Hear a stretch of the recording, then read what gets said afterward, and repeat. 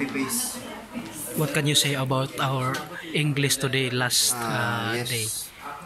I did my best, and I graduate Yes. to the English 4. Yes. So this is the time that I celebrate. Congrats to myself. Yeah. And maybe I also thanks to my classmates, and most especially to our God Jesus Christ. Yeah, that's right. Who give me the strength and everything. Yeah. What can you say also to Sir Proof about the knowledge that he has imparted to us? Yes, I'm thankful to our professor.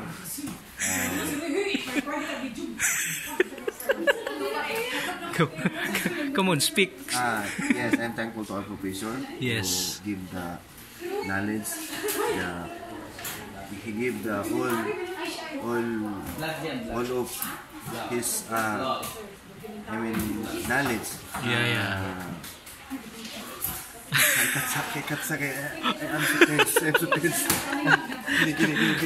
sir. Your statement, sir, about our class English 4. What can you say?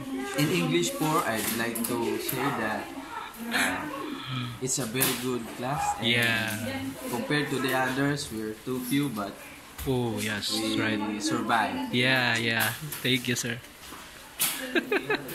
So, mo ni sila karon ang mga estudyante nga nilahutay nagpadayon pabilin diri sa school para nga ma-check ang mga requirements, no. So katong mga uban nga nanguli na kay daghan pang laagan sa ilang kinabuhi, daghan pa silang suruyan, kami na ang nag-check sa inyong mga requirements na ara diyan. So sa ako adi ay wala gyud ko na inform nga abi man ako og isahon ra og pagpalitanan ang clear book.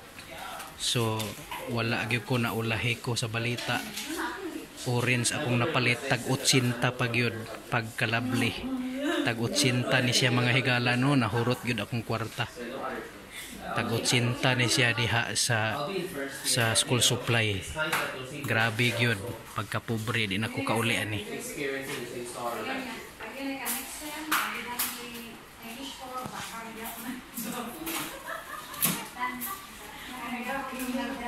So salamat kayo, at least we are graduation. Thank you, Prof, sa imuhang time nga gihatag sa amo. Bye bye.